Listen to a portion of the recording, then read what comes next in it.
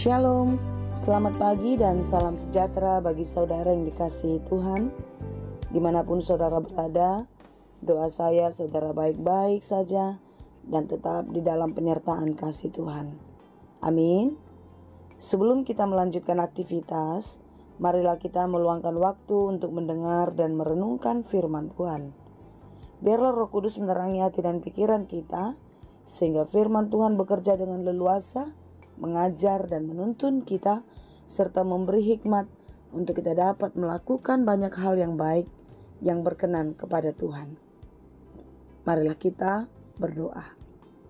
Ya Allah Bapa yang Maha Baik, yang kami sembah di dalam Yesus Kristus, puji dan syukur kepadamu Tuhan untuk kebaikan-Mu menyertai hidup kami sampai hari ini. Sebagaimana penyertaan-Mu di hari-hari yang telah kami lewati, kami percaya sepanjang hari ini Engkau pun akan selalu menyertai kami. Ajarilah kami Tuhan untuk dapat menjalani kehidupan kami seperti yang Engkau kehendaki. Dan kami mau belajar melalui firman-Mu. Sebentar kami akan mendengarkan firman Tuhan. Kiranya Tuhan menolong kami untuk dapat mengerti firman-Mu dengan baik.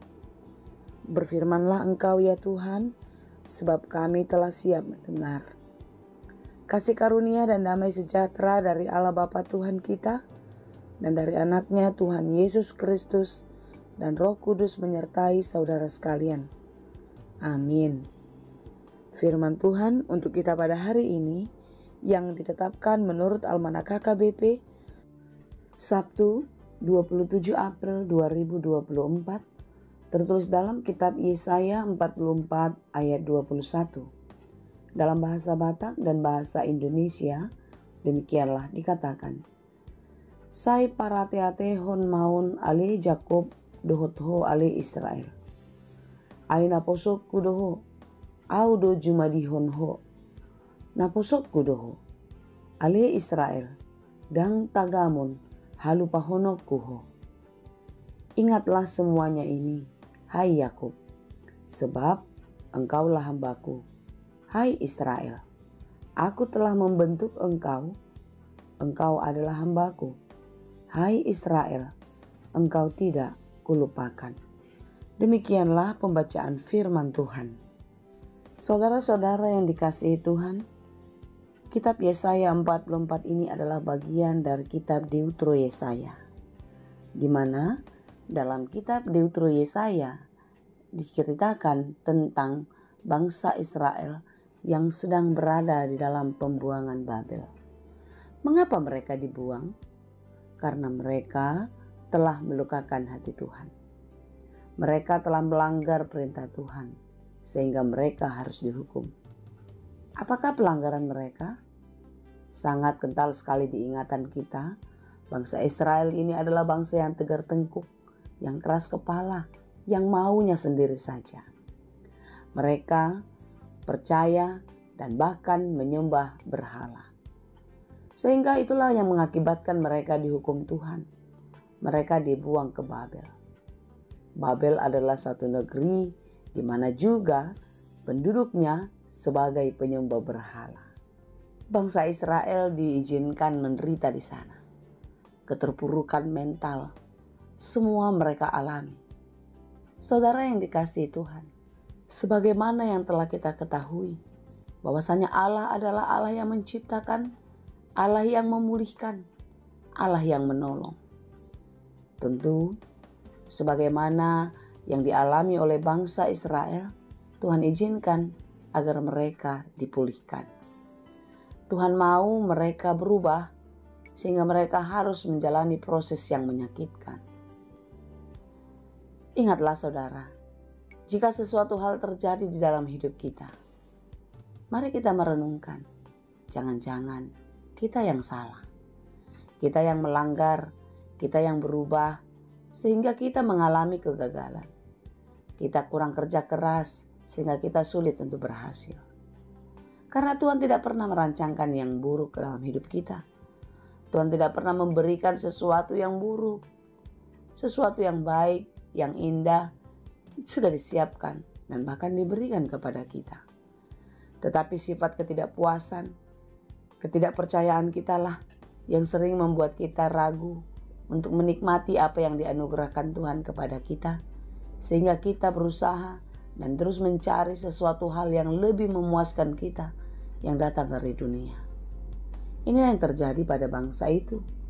Mereka lebih percaya kepada berhala, lebih percaya kepada dunia daripada kepada Allah, sehingga mereka harus dihukum di dalam pembuangan. Apapun yang dialami oleh umat ini, penghukuman yang mereka jalani bukanlah akhir dari segalanya. Hidup harus diperjuangkan dan hidup harus dimenangkan. Dan pengharapan kepada Tuhanlah yang memampukan kita untuk dapat bertahan. Saudara, sebagaimana kasih sayang Tuhan kepada bangsa Israel, bagaimana Dia yang adalah Allah yang menciptakan, Allah yang memulihkan. Karena sejak semula Tuhanlah yang membentuk mereka. Sama halnya dengan kita. Dialah Allah yang menciptakan, Allah yang memulihkan, karena Dialah yang membentuk kita dari sejak semula. Apapun yang terjadi dalam hidup kita, mungkin kita sering sekali melukakan hati Tuhan. Kita lebih percaya kepada hal-hal yang datang dari dunia, kepada kerabat, teman, saudara. Kita lebih mengandalkan kekayaan, kedudukan, popularitas, dan lain sebagainya. Saudara, janganlah jadikan itu semua untuk menduakan Tuhan, karena itu sangat mendukakan Tuhan.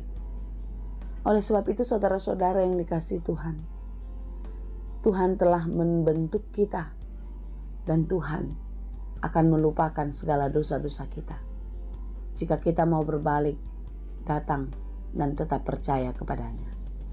Menyembah Dia dengan sepenuh hati, dengan penuh sukacita, meletakkan seluruh kehidupan dan harapan-harapan kita hanya ke dalam tangan pengasihannya. Tuhan sungguh amat baik. Katakanlah itu kepadanya. Serukanlah itu dalam hidupmu setiap hari. Tuhan, Engkau sungguh baik. Tuhan, Engkau sungguh baik. Ya, memang Tuhan kita sungguh amat baik. Sangat baik dan sangat baik. Oleh sebab itu, saudara-saudara, bertobatlah, berubahlah kembali ke jalan kebenaran Tuhan. Jangan lagi turuti keinginan daging, turuti keinginan-keinginan dunia ini yang pasti akan menyesatkan kehidupan kita. Marilah kita meninggalkan segala perbuatan yang tercela, segala perbuatan yang melukakan hati Tuhan. Tetapi marilah kita mengingat segala kebaikan Tuhan dan melakukan apa yang menyenangkan hatinya. Sebagai tanda kita sungguh-sungguh mencintai Dia. Katakanlah selalu, Tuhan, Engkau sangat baik. Karena memang Tuhan sangat baik. Tuhan Yesus memberkati kita. Amin. Terima kasih Tuhan untuk firman-Mu hari ini.